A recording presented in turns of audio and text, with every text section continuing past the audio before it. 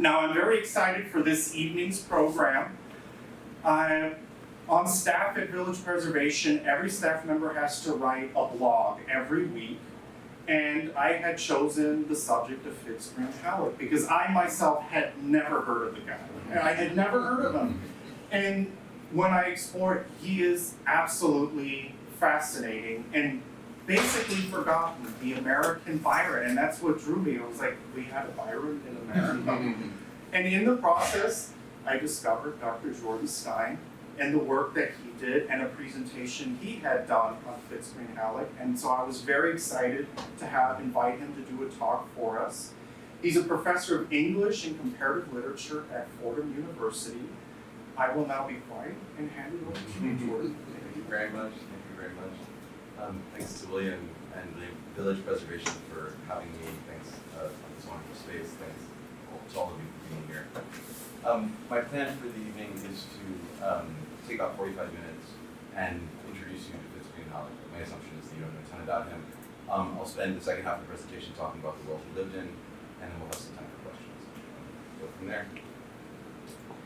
The story begins, that's what I want to tell anyway, it begins with a book of poems that was found in a dead woman's bedroom. On the night of April 10th, 1836, a sex worker named Helen Jewett was brutally murdered in her room at a high-end brothel at 41 Thomas Street in what's now Tribeca.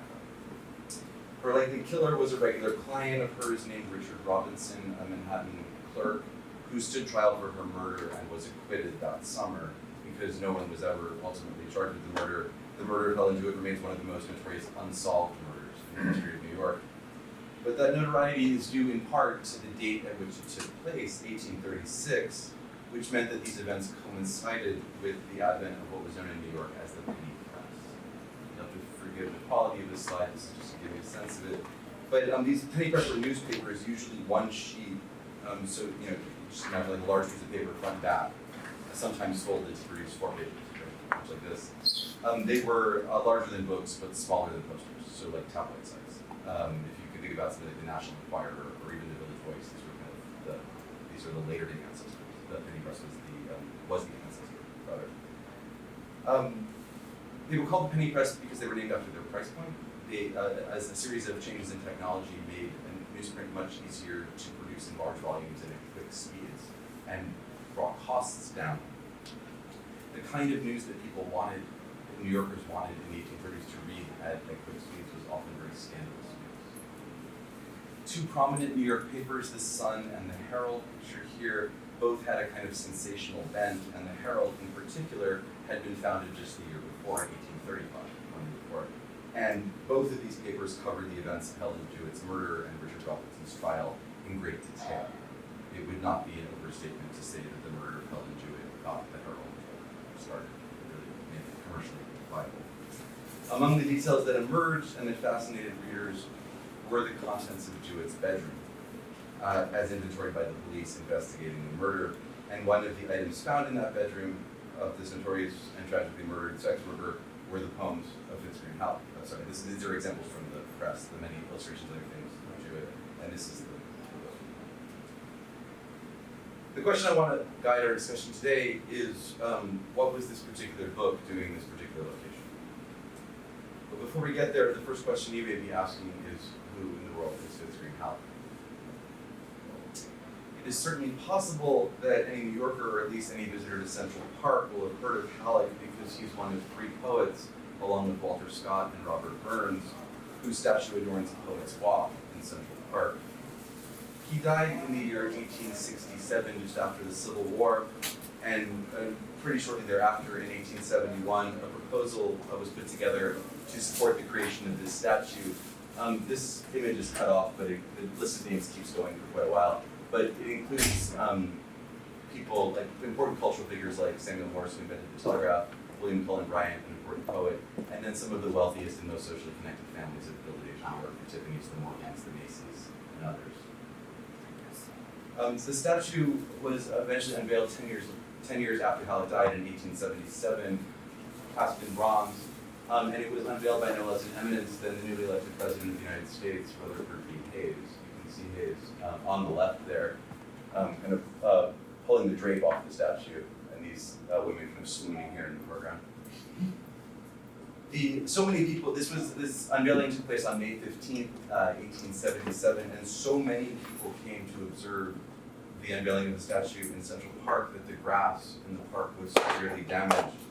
This led to an ordinance that banned large crowds and public events from the park. That ordinance was in place for 80 years. So if you're ever wondering, like, why was there no like big concert in the park in the 1960s, well, it's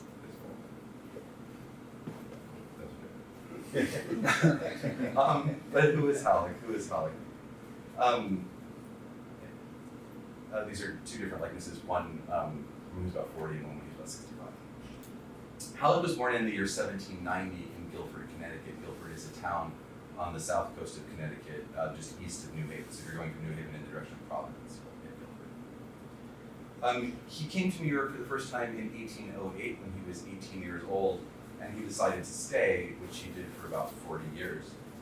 He lived mostly as a bachelor in Greenwich Village, and in his 40s, he worked for John Jacob Astor, one of the first millionaires after whom Astor Place is named, until Astor died about 10 years later. But it was in his 20s that Halleck really shined in particular. He served in the War of 1812, and he found popularity in the following decade due largely to his association with famous literary men, particularly in the circles that moved around Washington Irving. Halleck's earliest public notoriety came from a collaboration with this guy, Joseph Rodman Drake, on what were called the Croker poems. The Croker poems were a series of poems that were kind of published weekly in newspapers, and they had a kind of talk with the town style. Like they would report on current events, things that were happening. They were anonymous, but people sort of knew who they were. So just to give you an example, this is what a Croker poem would have looked like in a newspaper, and to give you a little more detail, right? This is just from the first stanza. For the New York Evening Post, to E. Simpson, Esquire, on witnessing the representation of the new tragedy, Brutus. So this is a play that's in theaters right now. It begins, I have been every night, whether empty or crowded, and taken my seat in your box number 3. In a sort of poetical Scotch mist I'm shrouded, as the far-famed invisible girl used to be. As a critic professed, 'tis my province to flout you, and hiss as they did at poor Charlie McKeith. But all is so right and so proper about you that I'm forced to be civil in spite of my teeth. So you see there's a kind of playful tone here, but clearly there's a kind of commentary on things that are going on around town. It turns out New Yorkers 200 years ago also like no other New Yorkers. You can also see that this poem is signed Croker Jr. there at the bottom. When they were signed Croker, that was usually Drake. When they were signed Croker Jr., that was usually Halleck. And when they were signed Croker and Company, that was usually a collaboration between the two. The Croker experience cemented Halleck's poetic interest and established the basis for an emotionally intense friendship with Drake, in which it seems that Halleck desired more of Drake than Drake was allowing him to have.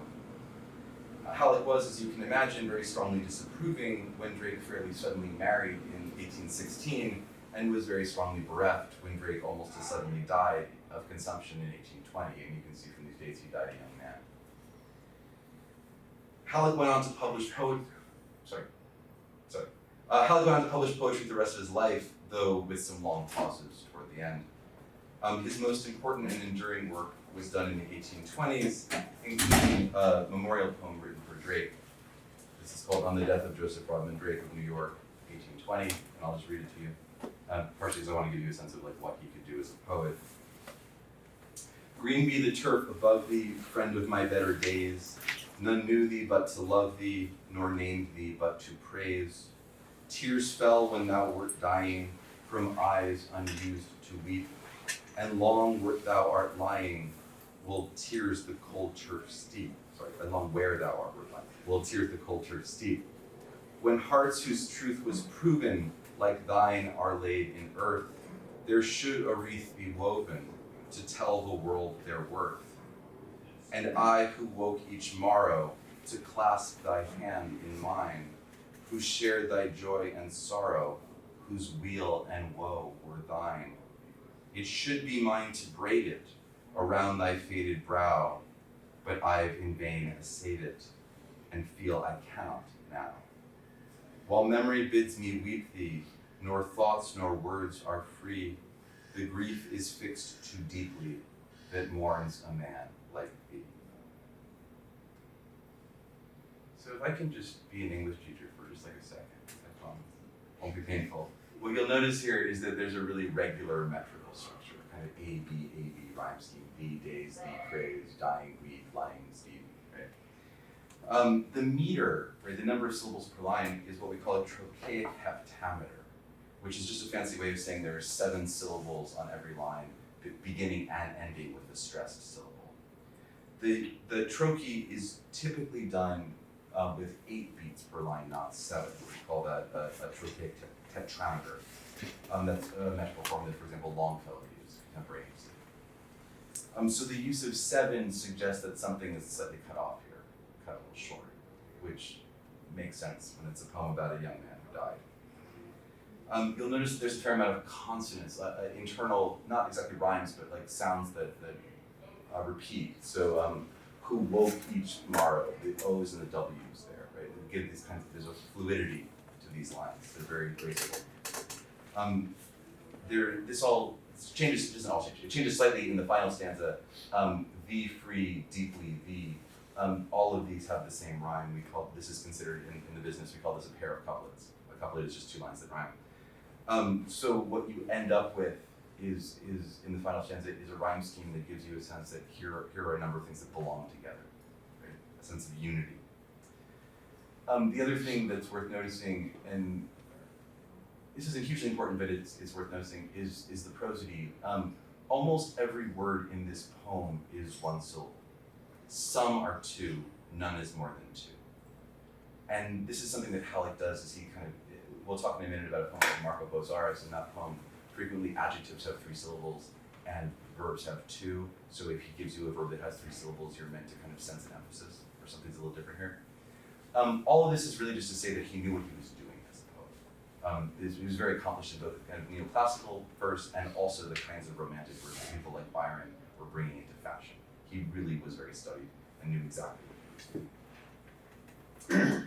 This is a poem about grief, but it's also a poem about art and expression and immortality. And these are themes that continue throughout Halleck's career. I mentioned he does most of his work, quite a big work when he's young, Vandy's 1819, Alnwick Castle 1827, and then as we move later in the career, you start to get collections of earlier things repackaged. He does some editing work. A number of these is selected works because a number of them went through multiple editions.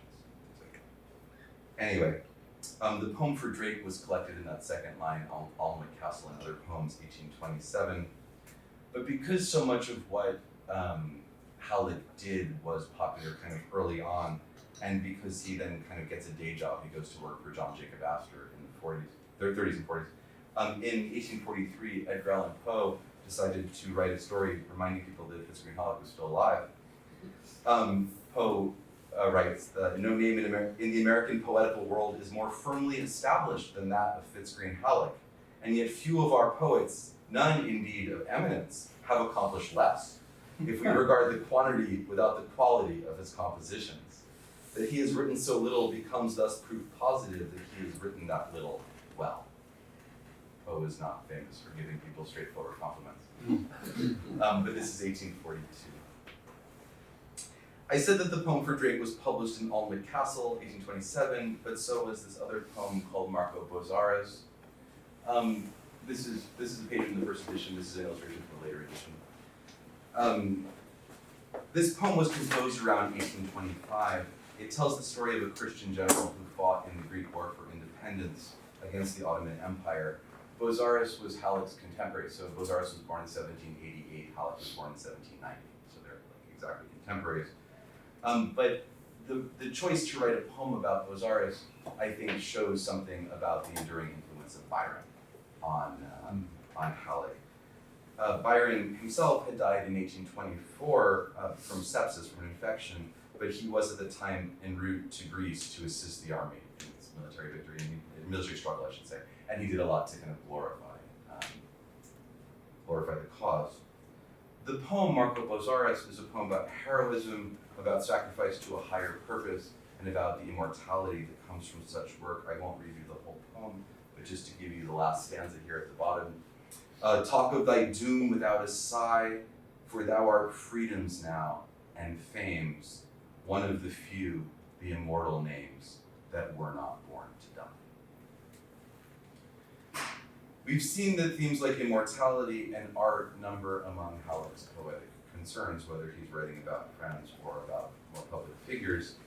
But there's also a kind of beautiful irony here by which a poem like Marco Bozzaris, which is about this kind of immortality through fame, actually becomes Halleck's own bid for it. So what I want to talk about for a minute is Halleck's posthumous reputation. When he dies in 1867, there's an obituary in the New York Times which singles out the fact that in 1827 a volume of his poems was published which included Marco Bozzaris, a poem widely known and universally admired as one of the finest martial poems in the language. Some years later in the same publication, the New York Times, in 1930, when a biography of Halleck is published, he's described as a Knickerbocker wit and poet, Fitz-Greene Halleck, whose Marco Bozzaris every American schoolboy used to know. This is the kind of poem that would have been, some of us are old enough to remember when they made you memorize poems in grade school. And this is the kind of poem that would have at least for a generation, been memorized. But other people knew Halleck as well, or certainly knew of his reputation. For example, Abraham Lincoln in 1860 writes a letter to a man named James Grant Wilson, we'll talk about him more in a minute, praising the volume of Halleck's poetry that Wilson had sent him, Lincoln. Possibly more consequentially, this is an 1872 letter that Emily Dickinson writes to her neighbors, Louise and Frances Norcross. If you've ever read Dickinson's letters, and I would recommend it, you will notice that she doesn't always use conventions. She doesn't sign her letters, yours truly. She will sign off in slightly more obscure ways. And so here she signs off, we conquered but Bozzaris fell. That sentence always chokes me, Emily. All of this late and posthumous praise reinforces that Halleck was known in his lifetime as a major literary figure. And I'm going to give you just one more example. This is Christian Schmuse's 1864 painting, Washington Irving and his friends. This is Irving in the center. This is a bit of a who's who of 19th century literary men. You have William Cullen Bryant, Washington Irving, Longfellow, Hawthorne, and down here you have Fitz-Greene Halleck. So he's Emerson too. So he is understood to be part of a significant circle of names. After his death, Halleck gradually comes to be seen as a prestigious figure representing old New York in a kind of better moment, kind of an optimistic way. This is how he shows up, for example, in Edith Wharton's The Age of Innocence. 1920. This novel was published in 1920. It's set in the 1870s, so it's set in the Gilded Age. And this is a passage where an aunt, Mrs. Archer, was always at pains to tell her children how much more agreeable and cultivated society had been when it included such figures as Washington Irving, Fitz-Greene Halleck, and the poet of the Culprit Fay. The poet of the Culprit Fay was Joseph Rodman Drake. There's one last example, which is a little bit later in 1937, the dedication of the Lincoln Tunnel. This is a poster that was made for that day, December 21st, 1937. You can see it's preserved by the Hoboken Historical Society, and it reproduces Fitz-Greene Halleck's poem, Weehawken. You might reasonably say, well, how many poems are there about Weehawken? But what I would stress here is that the kind of poem you want to bring forward on this kind of a public occasion is something that is respectable, something that is from a well-known person, something certainly not edgy or avant-garde, right? That's not the occasion. So Halleck, I think, while topically is writing about the right situation, is also representing a certain kind of poet. Part of all of this enduring reputation of Halleck, and it really is after this, kind of around World War I, that his reputation starts to disappear. Sorry, World War II, 1945, that his reputation starts to disappear. But all the way up to that point, he is kind of a known figure. Part of this enduring knowledge about Halleck owes something to the portable monuments that are created by James Grant Wilson, the man who had written Abraham Lincoln that letter. Wilson had known Halleck, and after Halleck dies in 1869, publishes 2 volumes, a reprint of the poems of Halleck, and kind of more consequentially, a volume of the life and letters. He seems to have had access to the family and was able to reprint a number of manuscripts, letters, diaries, and other things to kind of build this biography. None of that material anymore is known to exist. So this printed volume is the source. But again, because the provenance seems strong, people rely on it. But it's through this volume, these are also, by the way, 100% out of copyright and available on Google Books if you want. It's through the volume of letters in particular that modern readers have learned that not all of Halleck's poems were about public things like immortality and art, heroism, or even grief. I want to, I'll read this to you in a little bit of detail, but this is an episode that, it's a biography with other things kind of reprinted in it. I told you that Halleck had moved to New York City. He visits New York City for the first time in 1808, and he decides to stay, and that is true. But he does go home and pack up and then come back. And in that period of time, in the summer of 1808, he meets another young man in Guilford, Connecticut, named Carlos Mina. Not much is known about Carlos Mina, but he seems to have been the son of a merchant from Havana. The family spoke Spanish, and he decided to send his son to Guilford, Connecticut to learn English. And Halleck and Mina become kind of fast friends for a summer. And this is a reproduction, I'll read it, it goes a couple pages, I'll read it to you. It's a reproduction of a poem that in March of 1809, so like after the summer, Halleck writes to Carlos Mina. And it starts here, and sorry, this is small. I'll read it to you and then show you the rest of it. But it begins, those stormy billows roll between, and raging winds unite, and leagues of oceans intervene to hide you from my sight. Though days and months have rolled away, and many a circling year, since that lamented mournful day that caused the parting tear, yet still by fond remembrance taught, your pleasing form I view, and in my hours of lonely thought, I muse and think of you. Time, whose destroying, wasting hand bears all before its sway, and marks imprinted on the sand the ocean sweeps away. Yet hath its circuit rolled in vain your memory to efface. Still every feature I retain and every gesture trace. Oft in the stillness of the night when slumbers close mine eyes, your image bursts upon my sight, I gaze in glad surprise. And oft when evening's mantle gray is o'er the valley spread, with pensive steps I musing stray, by roving fancy led.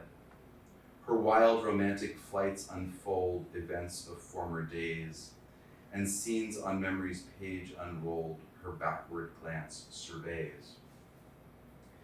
When by youth's cheering smiles caressed, we passed the social hours, when calm enjoyment, sportive, dressed life's opening path with flowers.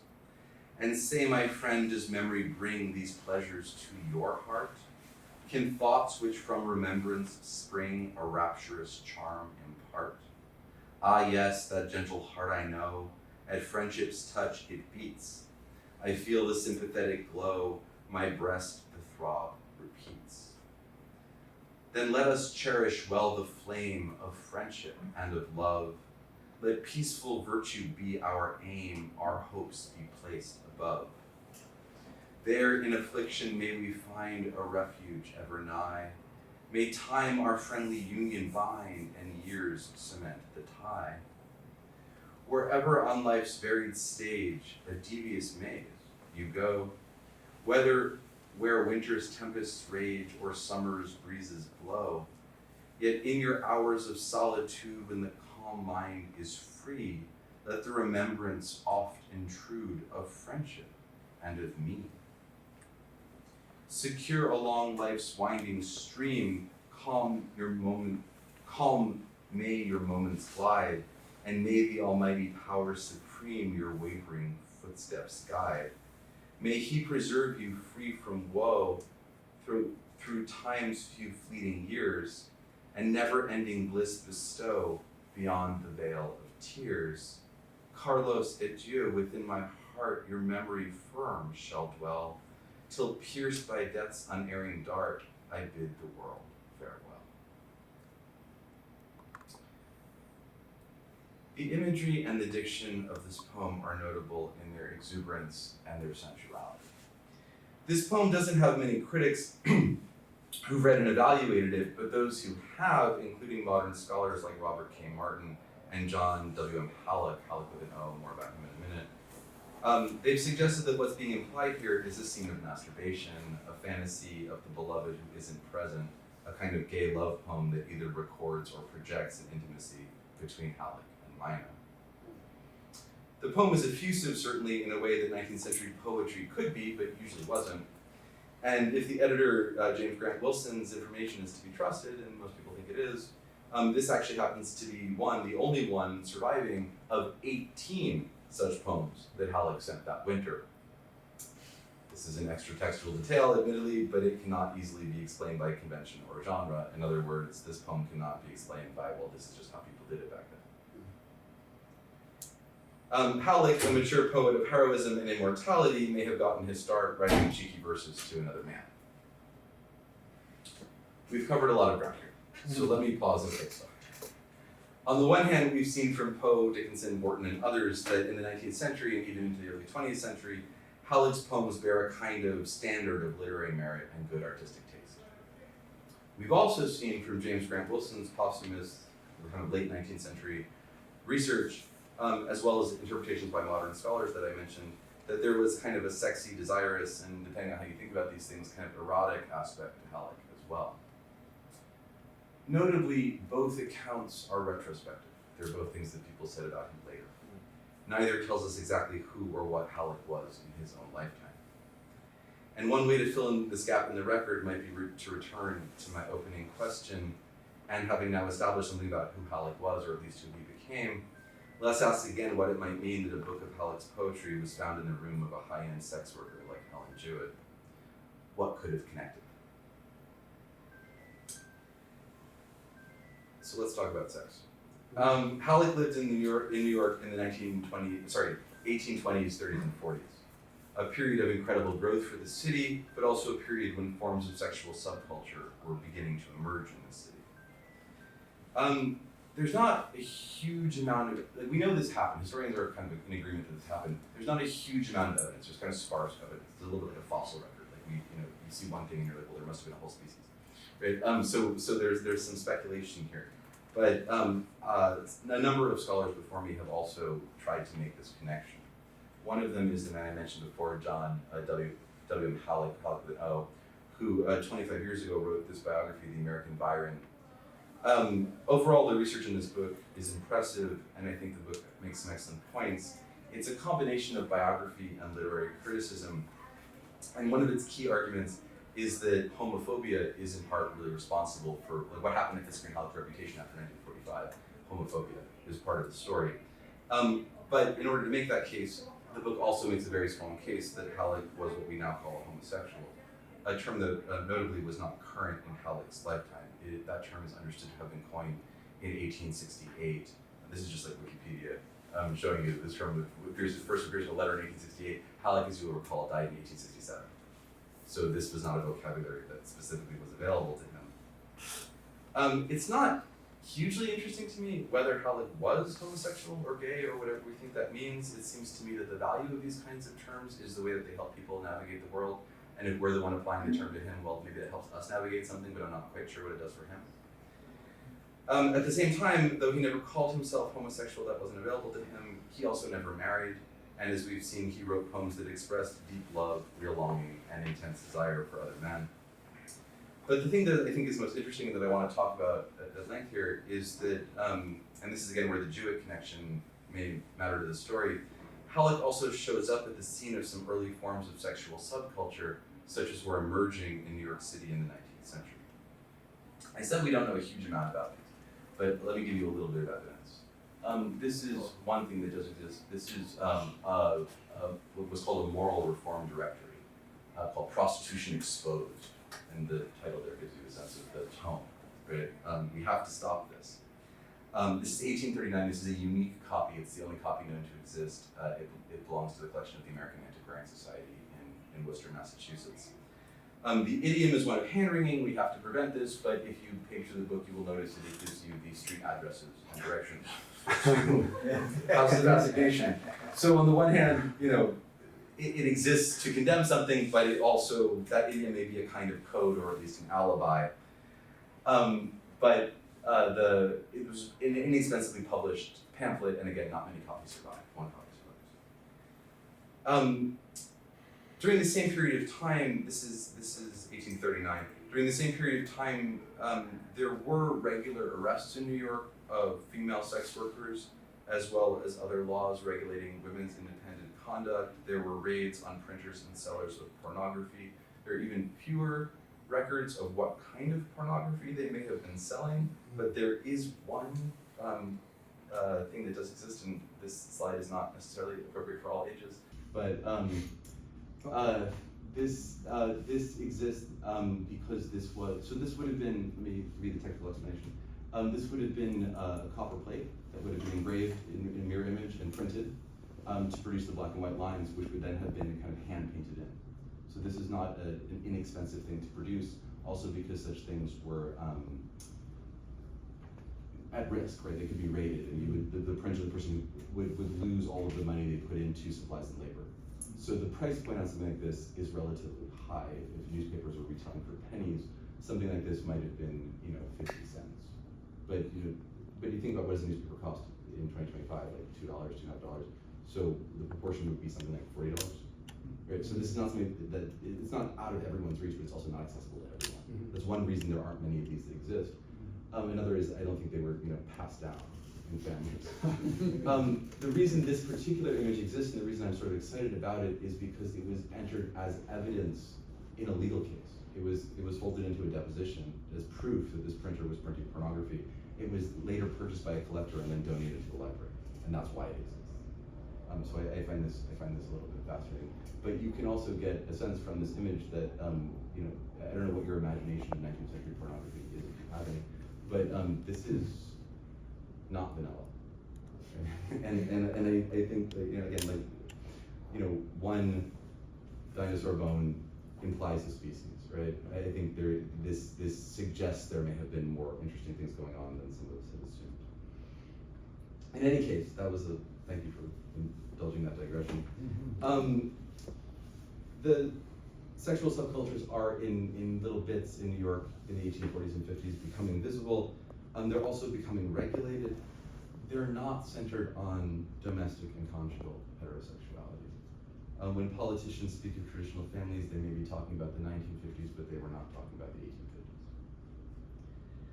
Be that as it may, we do eventually get from the 1850s to the 1950s, and the pathways there have to do a lot with policing, forms of cracking down on things like this, and also segregation, which happens both along lines of class and race. Sexual cultures in New York in the antebellum period are increasingly regulated to particular parts of the city, vice districts, the most notorious of which, was what was called the 5 Points. This is a painting of the 5 Points by George Catlin in 1827. You can just see from on the one, so the 5 Points was called the 5 Points because there were 5 roads that connected kind of like a wagon, spokes on a wheel. But this image, right, the buildings are themselves kind of lopsided, asymmetrical. There's a lot of disorder in the streets. People are being knocked over. There are animals mixing with people. You see that there are a lot of non-white faces. There's a lot of social mixing of different kinds happening. It's a scene of disorder as much as anything else. But race is part of the story. This map is a map of Lower Manhattan. It's a little cut off, but it's a map of Lower Manhattan in the period. The lots that are gray are places where buildings were built. The lots that are white are places where the lot has been carved out, but nothing has been built there yet. And this up here is 14th Street, so we're below 14th Street. It's Washington Square, and this is Greenwich Lane. This is before the extension of 7th Avenue cut through the village. So the 5 Points it's actually a little bit lower, but it's down here at the bottom, near City Hall, and not incidentally also near what was called Printers Row, which is where a lot of the newspapers need to be near City Hall so they can print news, but also the Vice District is right there. This is where Halleck lives, up in Greenwich Village. So at some level, it seems like he lives about as far away from this as possible, literally above it all. But I think the story is a little more complicated because this is where he works. This is where the Astor Library is on Astor Place, now the public theater. this is the Bowery. This street that cuts through here is the Bowery. The Bowery is an important street in 19th century New York because it is a place of deliberate social mixing. Wealthy people will promenade the Bowery, showing off their finery and other things, celebrities. People with less means will come out to observe wealthy people. Sex workers are working on the Bowery. So like lots of, it's a place of mingling, right? But it is, not very far from, it's not exactly on the way from his home to his work, but it's not that far either. And then over here is a place called Pfaff's. I want to talk about Pfaff's in a minute, but I just want to give you a sense of where it is. So Halleck might seem to live out of the way, but he's also moving through the world of sexual subculture in New York kind of on a daily basis. We don't have many records, I said, of the emerging sexual subcultures in antebellum New York. We have even fewer records about specifically same-sex sexual cultures. In part, this is for a good reason, which is that before the Civil War, there are almost zero prosecutions for what are called sodomy laws. Those laws are on the books, but they're not enforced until later in the century. So that's like a good reason why we don't have records. People weren't clashing with the police. But the records that we do have frequently seem equivocal due to at least their stated attempts to condemn same-sex sexual cultures. What may be going on here is a little bit like what was happening with Prostitution Exposed, where it's telling you, like, the idiom is like, isn't this terrible, but it's actually calling attention to something. That's what I mean when I say it's equivocal. Let me give you a couple examples really quick. This is from an 1842 newspaper called The Whip. This was a kind of newspaper that catered specifically to men's interests, a kind of Maxim magazine of its day. And this is a picture of females in masquerade. In context, that means men dressed as women. But there they are reproduced in a sense of what they might look like. This is another issue of The Whip a little bit earlier, and you can see there at the top, it talks about an article about the sodomites. And later on it tells you exactly where, the group of people, we should be really concerned about this group of people within our city. They are in the park, this is how you find them. So again, it seems equivocal information. It's hard to kind of know exactly. It's certainly possible to imagine the range of responses to this, but it's hard to know quite what was intended. You get other kind of ambiguous terms in the record. One of them is the term bohemianism, and this brings us back to Pfaff's, this place I mentioned. Pfaff's was a beer hall, literally a cellar, so the address was on Broadway, and you would take a couple steps down from the street and go kind of into the basement of the building. Sorry, went too far. Pfaff's was, it's a fairly well documented location because one of the people who hung out there in the 1840s was Walt Whitman, about whom much has been written and known. But it seems like there were some kind of early drag performances and things like that were taking place. It was a bohemian environment, which doesn't specifically mean gay, but doesn't not include that, if that makes sense. This is a reminiscence from 1884, so this is many years later and long after Halleck had died, but under the heading of bohemianism, it remembers people who went to Pfaff's, and it includes Fitz-Greene Halleck. The latter poet dropped in occasionally and had a chat with the young fellows, sipping a whiskey punch, which he liked made very hot.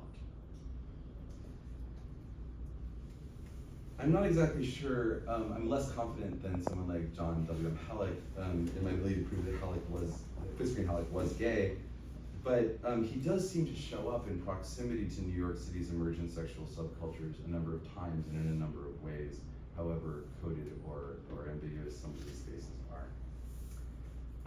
There's one more address I want to show you as we move toward conclusion, and that is where Helen Jewett lives, down here in Tribeca.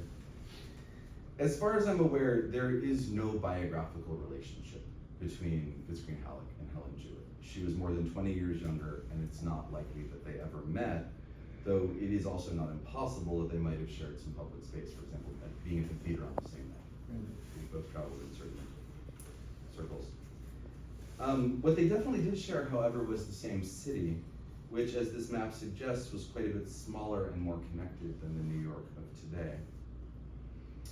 We've seen that Halleck's reputation in his lifetime, and certainly for decades after, was as a respectable and taste-making poet. He was remembered all the way into the 1930s as one of the great literary men who had made New York a cultural capital in the century before. But we've also seen that there was an erotic side to Halleck as well. In youth, though not only, He wrote sensuous and feelingful verses to other men. He palled around with bohemians. And whether or not he directly partook in New York's public sexual cultures as they were taking shape, his strolling between home and work would have brought him into proximity with these. They were part of his world, even if it's not clear whether or to what extent they were part of his life. As a representative of that emerging sexual culture, Jewett can help us answer this question about Halleck, for even if he was ignorant of her, she was not ignorant of him. It is, of course, possible that Jewett owned a volume of Halleck's poetry because he was a respectable and taste-making poet. But I think we'd be wrong to imagine that she could only have been attracted to the prestige or the reputation of his work. She may also have recognized the ways that Halleck's poetry was beautiful, or erotically meaningful, or sensual, or even what we now sometimes call sexy. It may have seemed perfectly obvious to Helen Jewett, what I have tried to lay out here tonight, that in the 1830s and the 1840s, there was a far more imbricated or connected relationship between sex and news and literature than we sometimes have in 2025, or that we, looking back 2 centuries, might assume. So in conclusion, we could ask, as I did at the beginning of this talk, what was the particular book of Halleck's doing in a place like the bedroom where Jewett entertained her clients? But perhaps the more significant question, if we want to understand the history of this imbricated relationship between sex and news and literature in the period, perhaps the better question is, where else would it be? Thank you. Could you speak a little bit about Byron Taylor's novel, Joseph and His Friend, how it was received, and was it considered to be about Halleck and Drake at the time? And how would... Yeah, that's a great question. That's a great and an extremely informed question. The novel is, I think, something like 1872, somewhere around there. And it is understood, it is often placed in the lineage as one of the first kind of gay American novels, right? I have read that it was kind of modeled on Halleck and Drake. I don't know what the source of that information is. It's not something that I know extensively. I'm aware of what you're asking. I just don't know the answer to the question. Okay. But I think certainly that is a story that does get repeated. Yes. And do you? Mhm. I mean, I'm sure Byron Taylor knew Halleck, but did he know Drake? I wonder. Or do you know? I don't. Because Drake died so young, Yeah, probably not. yeah, But he may have known him by reputation. Yeah. But no, that's it. And Halleck wrote that poem about Drake, which certainly would have alerted people. Yeah. So the breadcrumb trail is there. I haven't followed it myself, but I think it's a great question. Next time someone asks, I'll know the answer. Thank you. Okay. Do we know where Drake lived? I don't offhand. I know where he's buried, which is in the Bronx, but Didn't he have a home up there near where he's buried? I think the peninsula, he in did. Hunts Point. Yes, yeah, I think that's right. Yeah. But I think that was, I think there would have been an apartment in the city somewhere, right? And I just don't know offhand where it would have been. But over here on Fifth Avenue and 12th, there's the Salmagundi Club, which was a place where Irving and people, Washington Irving, hung out. So I think it would have been probably in the neighborhood somewhere. I just actually don't know the address, but it's a great question. You mentioned that there was some of the perceived homophobia as maybe one of the reasons that he kind of just faded into memory and almost was forgotten. Are there any other reasons that he might have just faded out of public recognition? Poetic tastes change over time, and the 20th century was harder than the 19th century. So someone like Dickinson or someone like Whitman, who wrote verses that now in retrospect seem extremely modern, right? They get carried forward, but most other highly conventional poetry, and even someone like Halleck, who's kind of at the top of his game, right? Like these are very accomplished verses, but they belong to a set of genre conventions that are basically romantic and neoclassical, and that kind of fell out of favor. So that's, I mean, the history of poetic perception in Britain, right, is really different from the United States. The United States had a very strong rejection of poetry was either courageous and modern, or it was cloying and Hallmark, right? And that was a bifurcation that really kind of happened in the 20th century. There is a scholar, whose name I'm almost certain is Angela Sorby, who has a book on what she calls the schoolroom poets, and she's interested in the ways that a lot of 19th century poetry, like the way it continued to live into the 20th century, was that exactly it was the thing that school children were meant to memorize. But that, I think, those exercises didn't do a lot to instill in people a love of these poems. And so there's a number of different cultural reasons, but do I have the slide here? Yes.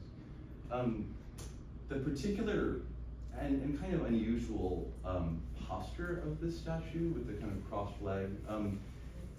It was understood to be a good likeness of Halleck, but in the years that have gone by, people have also pointed out that there's a little bit of a feminine or slightly mincing quality to this figure. I have a article somewhere, it's not in this presentation, but it was like a 1982 tour of Central Park. Someone in the New York Times had inventoried all the sculptures and described Halleck as having teacup fingers, which it seems quite clear what she means. So I think something about sexuality did seem to attach to him. Like, I don't want to say it was merely aesthetic taste change. I think it's a more complicated story, but also aesthetic taste change. These are great questions.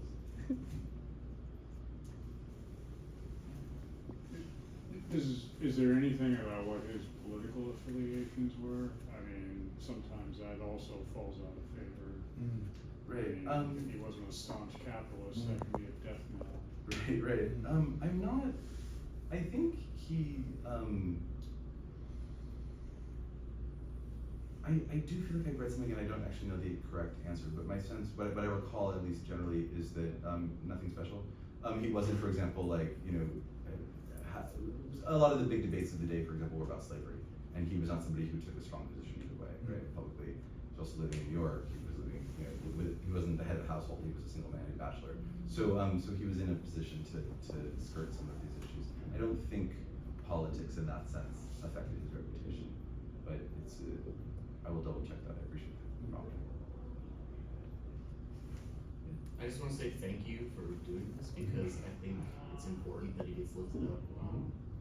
Looking at like who actually made Walt Whitman, to me it seems like there's definitely some of Halleck's like nascent or proto homosexuality feeding in, and then like the mad poet of Broadway, Donald Clark, sort of on the other end of things, the high and the low. But I had come at Pfaff's mostly through Whitman, and so it's really interesting to be reminded that Fitz-Greene Halleck was there, because Pfaff's doesn't open until like 1858, like on the eve, closer to the eve of the Civil War. So he would have been like 68, 70 years old when he's going there, which I think makes him way older than almost anyone else who was at Pfaff's, which is really interesting to think about when he says he's hanging out with the younger literati there. Yes.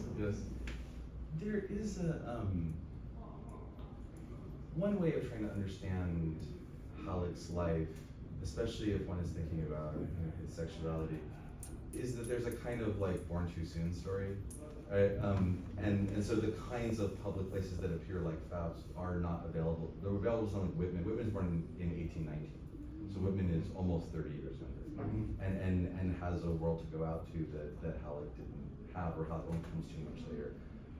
So they're not two people I spend a huge amount of time thinking about in relationship to each other, but the contrast is really instructive. I think, just the very different possible trajectories of the lives based on when they were. But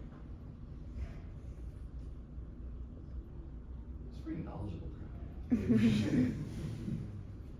What year was the statue dedicated, you say? 1877. And that's where they trampled the grass? Yes, exactly. And then for 100 years? About 80, but Over yeah, 80 about years. 80 years. Yeah, but you think back to like there's the famous, right, like what are the kind of the big events that take place in Central Park? There's like the famous Simon and Garfunkel concert, right? There's like that, right? But you notice that there just aren't.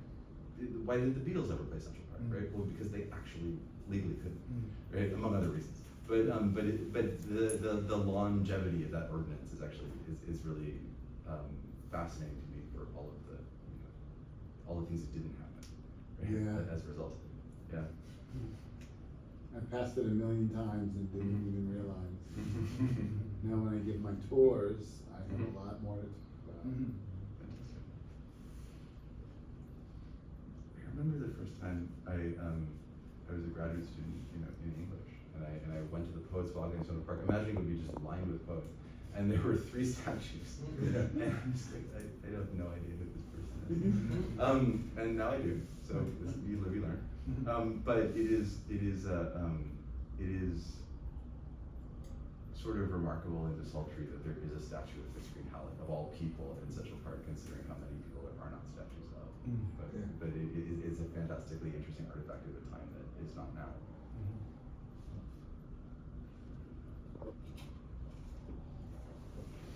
Well, if there are no more questions. Thank you very much.